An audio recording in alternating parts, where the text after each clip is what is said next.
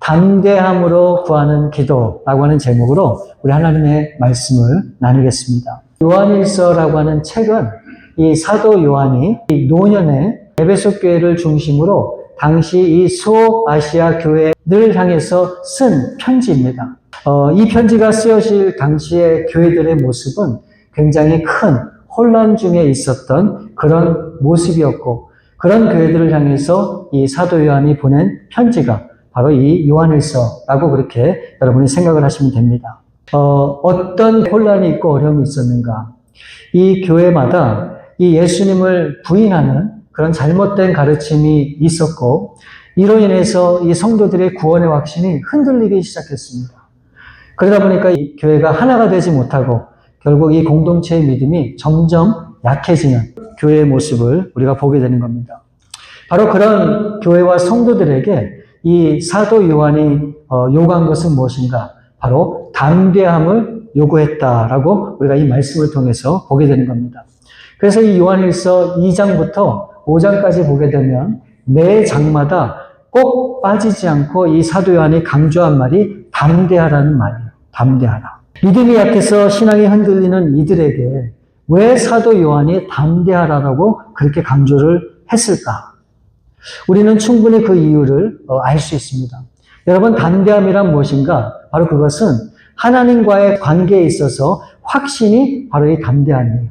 우리가 왜 신앙생활을 하는지, 왜 우리가 믿음 생활을 하고 교회를 나와서 예배를 드려야 하는지, 왜 우리가 기도를 해야 되는지, 이와 같은 것에 우리가 확신이 없다면 우리는 쉽게 흔들릴 수밖에 없습니다. 그렇게 되면 상황에 따라서, 우리의 처지에 따라서 우리의 신앙과 삶이 요동칠 수밖에 없기 때문에 그런 것입니다. 여러분, 세상에서도 분명히 마찬가지입니다. 확신이 있느냐 없느냐가 삶의 방향과 태도를 바꾸기 때문에 그래요. 만약 여러분이 의사를 믿지 못하면 어느 병원에 가서 제대로 된 진찰을 받을 수가 있겠습니까? 만약 여러분들이 은행을 믿지 못하면 어떻게 여러분들의 그 소중한 재물을 은행에 맡길 수 있겠습니까? 주위에 가까운 친구나 지인들을 여러분들이 믿지 못하면 어떻게 그 사람들하고의 온전한 관계를 여러분이 유지할 수 있겠습니까? 우리가 이 확신이 없다라고 하면 결국은 우리가 아무것도 믿지 못하고 우리는 점점 고립되고 홀로 될 수밖에 없다라고 하는 것을 우리가 다 알 수 있는 거죠. 그래서 이 사도 요한이 오늘 강조하는 것이 무엇인가? 담대하라는 거예요. 담대하라. 그런데 이 담대함이라고 하는 이 단어를 제가 쭉 찾아보니까 한 군데 정도를 제외하고 모든 다른 성경에서는 이 담대함을 confidence라고 얘기하고 있어요. 그거는 뭐냐면 확신이잖아요. 확신이라고 번역하는 것이 더 맞지 않겠나라고 하는 그런 생각을 해봤습니다. 그러니까 여러분, 이 사도 요한이 오늘 우리에게 강조하는 것은 담대하라는 거예요. 확신을 가져라라고 그렇게 이야기를 하는 겁니다. 14절 앞부분에 보면 그를 향하여 우리가 가진 바 담대함이 이것이니, 여기에 나오는 이 담대함이다라고 하는 이 단어를 헬라어로 보시면 파르헤시아라고 하는 그런 단어예요. 이 뜻은 무엇인가? 이 뜻은 모든 것을 말하다라고 하는 그런 의미가 있어요. 이걸 다르게 얘기하면 우리가 하나님 앞에 숨김없이 모든 것을 다 말할 수 있는 상태를 의미하는 단어가 바로 이 파르헤시아라고 하는 그 단어입니다. 그러니까 이 말을 조금 더 제가 더 쉽게 정리해서 말씀을 드리면 이런 거예요. 우리가 하나님 앞에 나가는 데 있어서 어떻게 해야 되는가? 당당해야 된다라고 하는 말씀을 하고 있는 겁니다. 그러면은 우리가 고민이 될 수밖에 없죠. 내가 누구보다도 나 자신을 잘 아는데 내 이 모습을 가지고 어떻게 하나님 앞에 당당히 나아갈 수 있겠느냐라고 우리가 분명히 그렇게 생각을 한단 말이죠. 그래서 우리는 당당히 나가는 것은 둘째치고 하나님 앞에 나가는 것조차 부담스럽게 생각이 되고 또 때로는 불편하게 생각이 되면서 우리는 주저하게 되잖아요. 바로 이것이 우리의 모습인데 어떻게 보면 바로 그러한 우리의 나약한 그런 모습이 우리 신앙의 발목을 잡고 또 우리의 신앙을 흔드는 게 아닐까 하는 그런 생각을 해보기도 해요. 여러분 오늘 13절 말씀을 보시면 이렇게 기록이 되어 있습니다. 내가 하나님의 아들의 이름을 믿는 너희에게 이것을 쓰는 것은 너희로 하여금 너희에게 영생이 있음을 알게 하려 함이라. 굉장히 중요한 말씀을 여기서 하고 있잖아요. 근데 지금 이 말씀에서 가장 중요한 포인트가 여러분 뭔지 아십니까? 바로 여기서 가장 중요한 포인트는 바로 이거예요. 우리로 하여금 어떻게 해요? 알게 하려 한다는 거예요. 이 말은 뭡니까? 우리가 모른다는 거예요. 제대로 알지 못한다는 거예요. 그래서 이 사도 요한이 강조하는 게 무엇인가? 알 수 있기를 바란다라고 하는 것을 강조해서 지금 말하고 있는 거예요. 무엇을요? 하나님의 아들의 이름을 믿는 우리에게 뭐가 있다고요? 영생이 있다고 하는 그 사실을 어떻게 해요? 알게 하기를 원한다라고 하는 그런 말을 지금 이 사도 요한이 하고 있는 거예요. 다시 말하면 우리는 하나님께 속한 사람들이고 결국 우리는 하나님의 자녀인 것을 이 사도 요한이 이 말씀을 통해서 알려주고 있는 거예요. 그러니까 우리가 하나님 앞에 당당히 나갈 수 없는 그런 나약한 존재들이지만 그럼에도 우리가 하나님 앞에 그렇게 담대히 확신을 가지고 당당하게 나갈 수 있는 이유가 뭐라고 얘기하는 겁니까? 우리가 하나님의 자녀라고 하는 사실을 분명히 알려주고 있는 거예요. 그리고 그 자녀된 우리들은 어떻게 해요?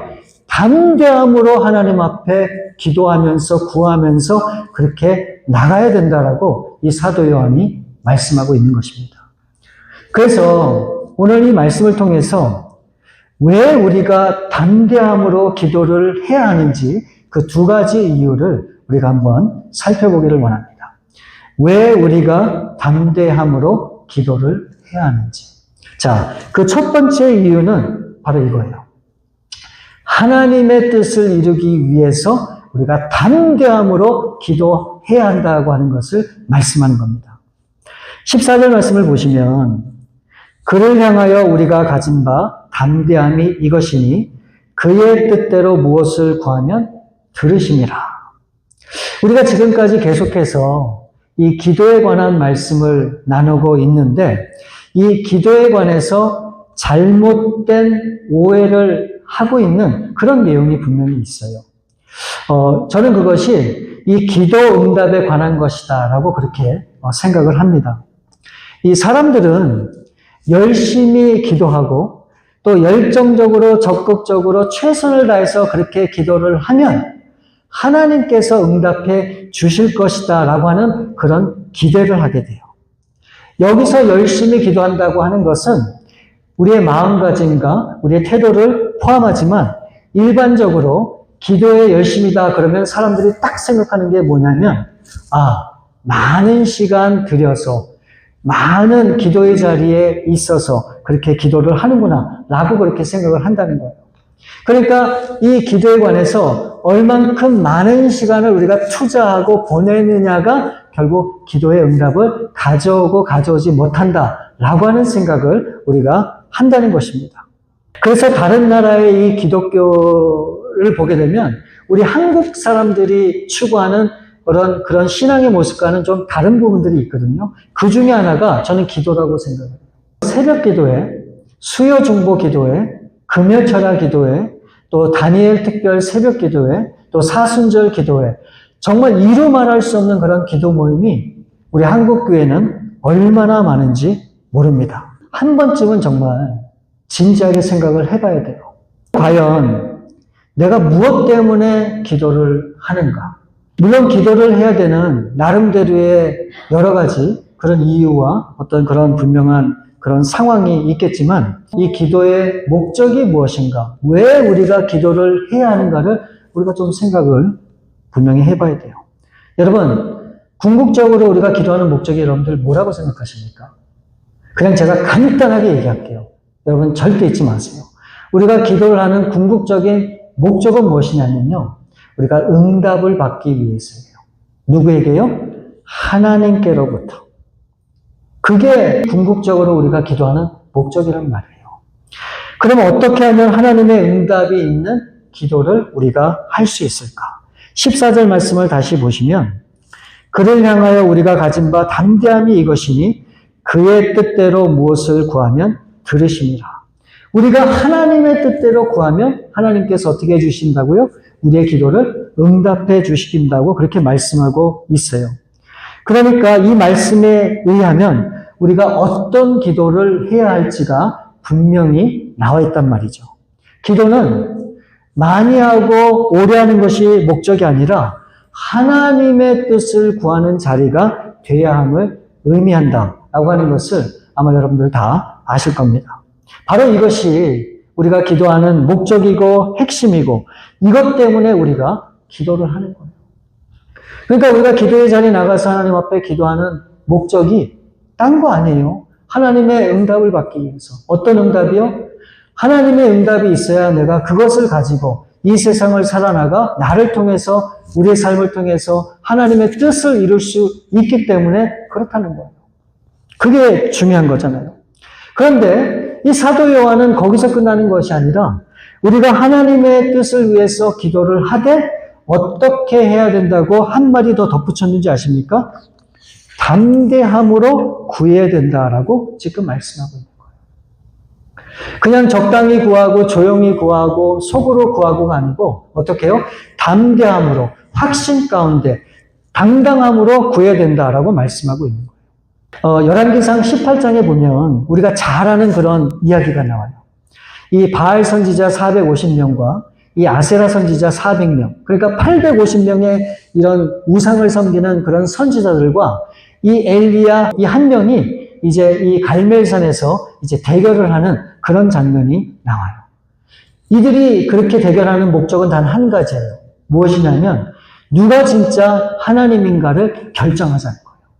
그래서 이제 이 바알 선지자들과 아세라 선지자들이 먼저 이 제단을 쌓고 이제 기도를 하기 시작해요. 그러면서 이들은 아침부터 저녁까지 자기 몸을 치면서 몸이 상하기까지 소리를 질리면서 신을 찾아요. 그런데 어떤 일이 있는지 아십니까? 아무런 일이 없어요. 자, 그러고 나서 이제 이 엘리야가 이제 하나님 앞에 제단을 쌓고 그 제단 주위에 도랑을 다 파서 거기에다가 물을 잔뜩 부었습니다. 그리고 이 송아지에 각을 떠서 이제 제단에 올려놨어요. 그리고 이 엘리야가 바로 이것이 하나님의 뜻인 것을 알게 하여 주옵소서 라고 담대히 하나님 앞에 소리를 높여 기도할 때 어떤 일이 생깁니까? 하늘에서 불이 떨어져요. 그리고 그 제단의 모든 것을 불로 사르기 시작합니다. 여러분, 이와 같은 모습을 우리가 성경을 통해 보면서 하나님이 저와 여러분에게 원하시는 것은 바로 그거예요. 하나님의 뜻을 향해서 우리가 구하고 간구할 때, 우리가 담대함으로 그렇게 구할 때 하나님은 반드시 역사를 하신다는 거예요. 자, 그러면서 요한일서 5장 4절 말씀에 보면 이런 말씀이 기록이 되어 있어요. 대저 하나님께로 난 자마다 세상을 이기느니라.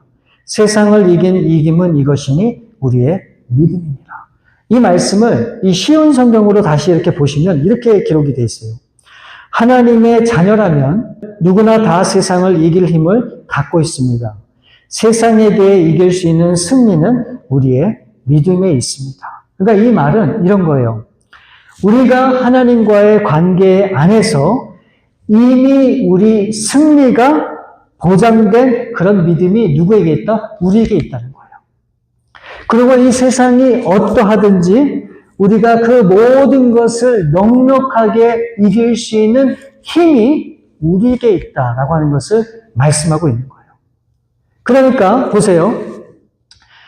하나님은 하나님의 뜻을 이뤄가기 위한 모든 계획과 뜻과 섭리가 다 있으시고 이 땅이 어떠하든지 결국은 하나님은 그 모든 하나님의 뜻을 어떻게 해요? 이루어 가신다는 거예요. 이 얘기는 우리의 삶이 어떠하든지 간에 그 하나님을 전적으로 신뢰하고 믿고 그 하나님의 뜻에 따라서 우리가 나아가면 결국은 우리의 삶을 통해서 무엇을 하시겠다? 이 세상을 이기도록 하시겠다라고 하는 그런 말씀이에요.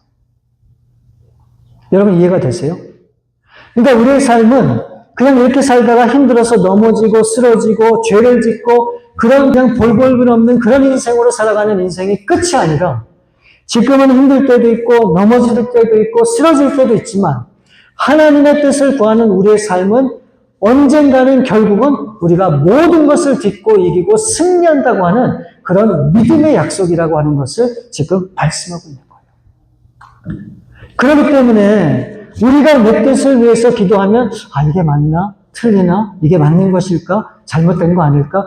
여러 가지 생각이 우리를 힘들게 하고 어렵게 할 수 있지만 우리가 하나님의 뜻을 붙잡고 하나님의 약속을 붙잡고 나아가면 비록 기도의 응답이 더디고 나타나지 않는다 할지라도 결국은 하나님이 우리를 통해서 어떻게 해요? 선을 이루시고 이 믿음으로 우리가 이길 수 있도록 하시겠다라고 하는 말씀을 우리에게 주시는 거예요. 그렇기 때문에 우리가 무엇을 붙잡아야 되는가? 명확하잖아요. 그냥 내가 원하는 것을 이루기 위해서 하나님 앞에 간구하고 나가는 것과 하나님의 분명한 뜻을 붙잡고 내가 이렇게 살리라, 내가 이렇게 도전하리라 라고 믿음으로 그렇게 살아가는 삶하고는 완전히 다르다라고 하는 것을 우리가 알 수 있는 거예요. 여러분, 저는 저와 여러분들이 정말 이 땅을 힘들게 살아가지만 우리의 인생이 그래 불행한 인생으로 끝나는 걸 원치 않아요. 정말 우리는 하나님 앞에 잘했다 칭찬받고 정말 아름다운 그런 인생의 완성을 이루는 그런 삶을 살기를 원해요. 근데 그렇게 할 수 있는 방법은 단 한 가지예요. 어떻게 해요? 하나님의 뜻을 구할 때만 가능한 거예요. 하나님의 뜻을 구할 때만. 그래서 정말 저와 여러분, 우리 교회가 나의 필요를 구하는 것도 물론 필요하죠. 물론 당연히 필요합니다. 그렇지만 우리가 정말 하나님이 나를 향한 뜻이 무엇인지를 정말 깊게 새기고 또 늘 그것을 하나님 앞에 기도하면서 그 뜻에 대한 확신을 갖고 우리가 믿음으로 이 삶을 도전하면 하나님은 반드시 저와 여러분을 통해서 놀라운 일을 이루어 가실 것이다 라고 하는 것을 저는 분명히 믿습니다. 우리 사랑하는 여러분들이 그런 삶을 살면 좋겠어요. 때로는 힘들지요. 넘어질 때도 많고 나 같은 연약한 자가 무엇을 할 수 있을까 절망하고 낙담할 때도 분명히 있어요. 그렇지만 여러분 절대 그렇지 마세요. 다시 한번 우리 소망 가운데 하나님의 뜻을 바라보고 그 뜻을 우리가 기억하면서 어떻게 해요? 담대하게. 예, 담대하고가 아까 뭐라 그랬죠? 이게 당당하게 나가야 된다는 거예요. 확신을 갖고.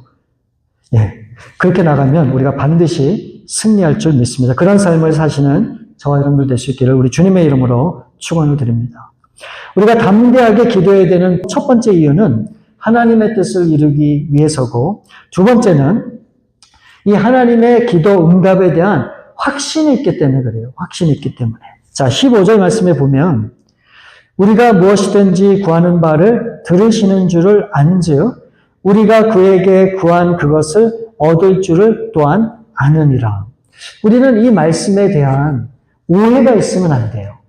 이 말씀은 우리가 무엇이든지 구하게 되면 그것을 얻은 줄로 알아야 된다라고 하는 그런 말씀이 아니에요. 내가 무엇을 구하든지 어떤 것을 구하든지 무조건 우리에게 주시겠다라고 하는 그런 말씀의 의미가 아니라는 거예요. 이 말씀 속에는 기록이 안 되어 있지만 여기에는 전제가 있어요. 어떤 전제가 있는가? 아까 14절에 우리가 읽은 대로 그의 뜻대로 구할 때 이 말은 우리가 하나님의 선한 뜻에 우리의 삶의 주파수를 맞추고 초점을 맞추게 되면 하나님께서 우리에게 모든 것을 허락해 주신다라고 하는 그런 기도의 응답과 확신을 가지고 그렇게 나아가라라고 하는 그런 말씀이라는 거예요. 우리가 그냥 내 욕심을 이루기 위해서 무작정 많은 시간 열심으로 그렇게 기도한다고 확신의 말씀을 주시는 게 아니라 하나님의 뜻대로 그렇게 구할 때 우리에게 주시겠다라고 하는 그런 말씀이라는 거예요. 여러분, 우리는 기도할 때 참 많은 생각과 고민을 하게 됩니다. 그게 무엇인가 하면 하나님께서 정말 내 기도 가운데 응답을 해 주실까? 과연 내가 이렇게 기도하는 것이 하나님 보시기에 합당한 것인가? 또 어쩌면 내가 이렇게 기도하는 것이 하나님의 뜻이 아닌 내 욕심을 이루는 것이 아닐까. 그래서 우리는 그렇게 기도를 하기는 하지만 혹시나 하나님께서 내 기도를 안 들어주시면 어떡할까 하는 그런 걱정 속에서 우리는 기도할 때가 참 많다는 거죠. 그래서 우리는 어떻게든 내가 처한 형편과 사정을 어떻게 하나님으로부터 응답받기 위해서 때를 쓰고 애를 쓰기도 하지만 여전히 이 기도에 대한 확신이 없는 가운데 불안하고 초조할 수밖에 없는 것이 바로 우리의 신앙의 모습이다라고 그렇게 생각이 듭니다. 여러분 그럼 이렇게 한번 생각을 해보시기 바랍니다. 저와 여러분의 기도는 응답에 대한 그런 분명한 확신이 없을 수도 있잖아요. 그렇지만 우리가 아까 나눴던 말씀처럼 반면에 우리가 하나님의 뜻을 전적으로 그렇게 구하고 담대함으로 나아가면 하나님이 어떻게 해주신다 그랬습니까? 100% 우리 기도 가운데 응답을 해주시겠다라고 우리 하나님이 그렇게 말씀하셨잖아요. 그러면 우리가 그렇게만 기도할 수 있다면 우리가 더 이상의 기도에 대한 고민을 할 수 있을까요? 없을까요? 안 해도 되는 거예요. 그러면 문제는 단 한 가지예요. 무엇이 문제인가? 내가 원하는 나의 기도 제목을 어떻게 하나님의 뜻으로 전환하고 바꿀 수 있을까? 바로 그것이 우리에게 주어진 숙제라는 것이죠. 여러분 마태복음 6장 33절 말씀에 보면 너희는 먼저 그의 나라와 그의 의를 구하라. 그리하면 이 모든 것을 너에게 더하시리라. 예수님도 분명히 말씀하셨어요. 우리가 먹어야 되는 거, 입어야 되는 거, 우리가 마셔야 되는 거 다 우리에게 있어야 된다라고 하는 것을 아신다고 말씀하세요. 그러면서도 예수님께서 강조하신 것이 무엇인가? 그럼에도 불구하고 먼저 하나님의 나라와 의를 구할 때 어떻게 하시겠다고요? 우리가 필요한 모든 것도 다 더해 주시겠다라고 그렇게 말씀을 하고 있습니다. 그러므로 문제는 방법이잖아요. 어떻게 내가 원하는 나의 뜻을 내려놓고 우리가 전적으로 하나님의 뜻만을 구하면서 그렇게 우리가 살아갈 수 있을까? 우리가 이것만 할 수 있다면 정말 우리는 주님 안에서 걱정 없이 날마다 기뻐하면서 그렇게 살아갈 수 있단 말이죠. 어떻게 하면 될까요? 우리가 원하는 우리의 뜻과 우리의 어떤 그런 마음을 다 내려놓고 하나님의 뜻을 구한다라고 하는 것은 정말 평생 우리가 해결해야 될 신앙적인 숙제가 아닐까 하는 그런 생각이 들어요. 근데 여러분 분명히 아셔야 돼요. 그럼에도 불구하고 우리가 반드시 그렇게 살아야 우리가 정상적인 신앙생활을 할 수 있고 그렇게 해야 이 성경에 나오는 믿음의 선조들처럼 우리가 그렇게 믿음으로 살 수 있다라고 하는 것을 우리가 다 아실 겁니다. 여러분 창세기 22장에 보면 하나님께서 이 아브라함에게 도무지 이해할 수 없는 그런 명령을 하시죠. 하나님께서 뭐라고 말씀하십니까? 아브라함에게서 태어난 이 귀한 아들, 이 이삭을 어떻게 해요? 번제로 드리라 라고 그렇게 하나님이 말씀을 하셨다는 거예요. 정말 말도 안 되는 일이죠. 그 아들을 달라고 한 것도 아니고 하나님이 주시겠다고 약속을 해놓고 그 아들을 주셨는데 이제는 그 아들을 다시 달라고 말씀하시니 이 아브라함의 입장에서는 도저히 납득이 안 되는 분명히 그런 말도 안 되는 그런 명령이 아닐까 하는 그런 생각이 들어요. 근데 이 아브라함은 이 말도 안 되는 이 하나님의 명령에 어떻게 합니까?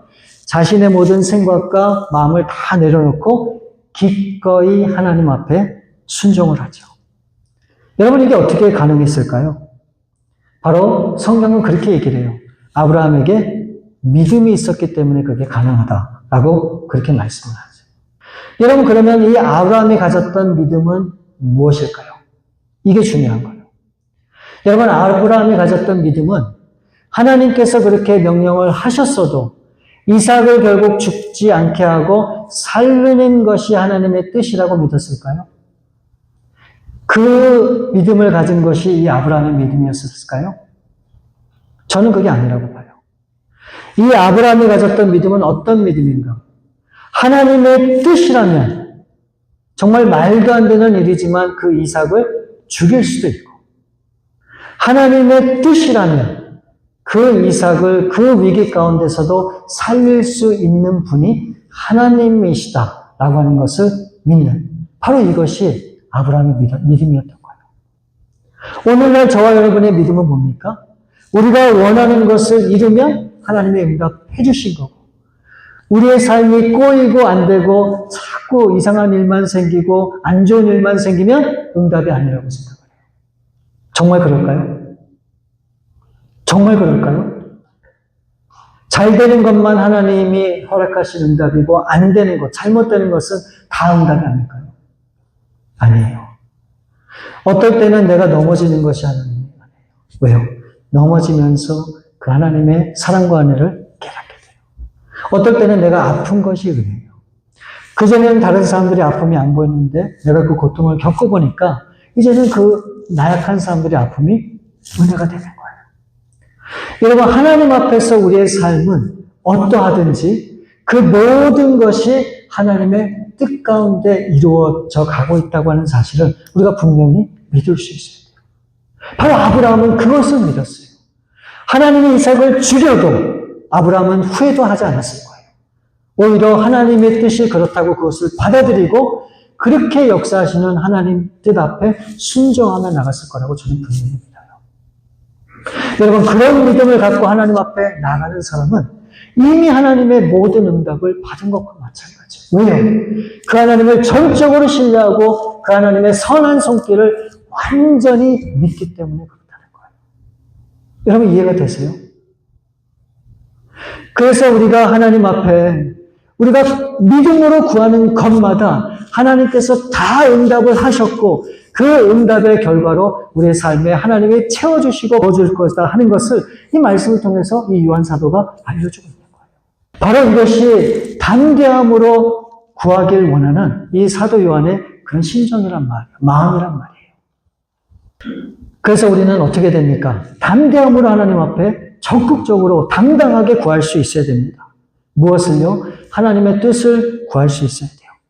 그리고 우리 하나님께서는 우리의 모든 기도 가운데 이미 다 응답을 해주셨다라고 하는 확신을 가지고 우리는 기쁜 마음으로 감사한 마음으로 우리에게 주어진 삶을 믿음으로 걸어가는 그런 삶이 우리 가운데 있어야 된다는 거예요. 그래서 여러분, 나약하고 그 어려운 그런 힘든 가운데서도 담대함으로 우리 하나님만 바라보시고 그 뜻을 바라보시고 그 하나님 안에서 살아가시는 저와 여러분들 될 수 있기를 우리 주님의 이름으로 축원을 드립니다.